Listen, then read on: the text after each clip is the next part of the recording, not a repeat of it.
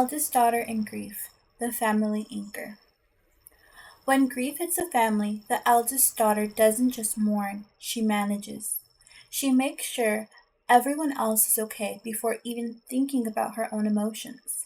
But what happens when the person who's always strong is the one who needs support?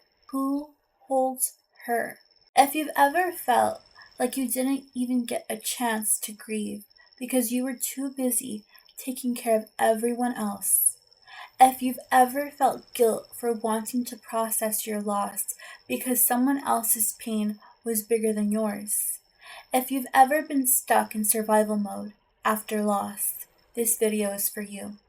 Because eldest daughters don't just experience grief, they carry it in ways most people don't see.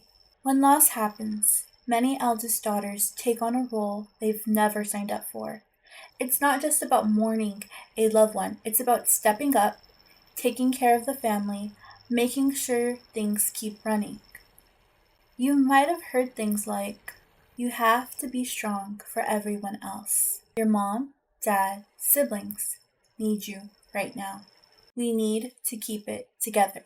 And so, instead of allowing yourself to feel, you go into autopilot mode.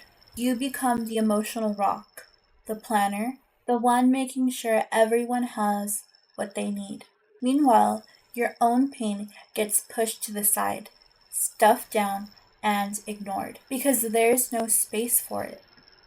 And over time, that grief doesn't just go away, it sits there, unprocessed, building into exhaustion, resentment, and even numbness.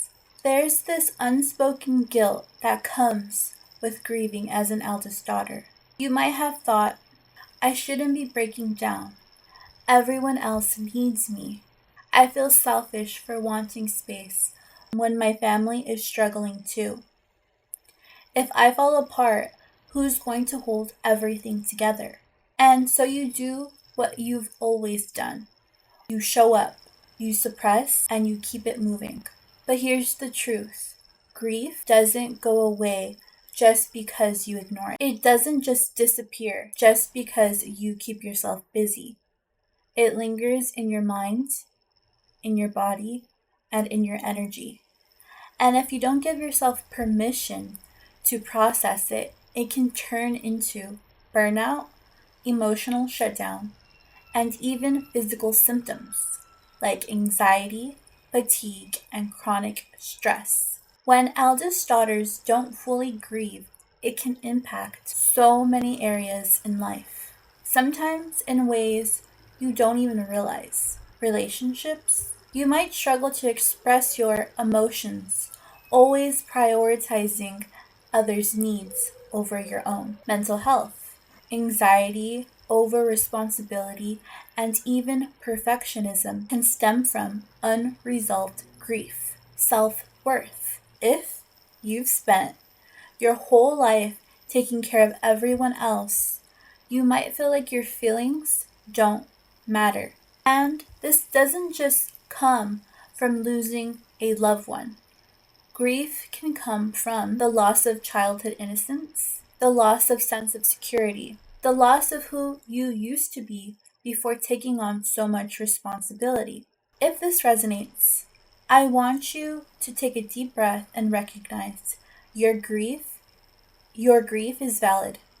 You don't have to justify it. You don't have to compare it. And you don't have to hold it all alone. So, how do you start letting go of this weight? How do you allow yourself to grieve when you've spent years suppressing it? Here are 3 small but powerful steps. Number 1, give yourself permission to feel. Grief isn't just sadness, it's exhaustion, it's anger, it's numbness. Whether emotions come up, let them exist without judgment. Number 2, stop carrying it alone. You're allowed to receive support. You don't have to be the strong one all the time. Whether it's a friend, a journal, or professional guidance, finding a space to express your grief is key. Release the pressure to move on. Healing isn't about getting over it. It's about integrating your loss in a way that allows you to keep living. It's okay if it takes time. It's okay if it's messy. What matters is that you allow yourself to move through it instead of sticking in it. If this video resonated with you, and you're realizing just how much grief you've been carrying alone, I want to invite you into a space where you don't have to do this by yourself.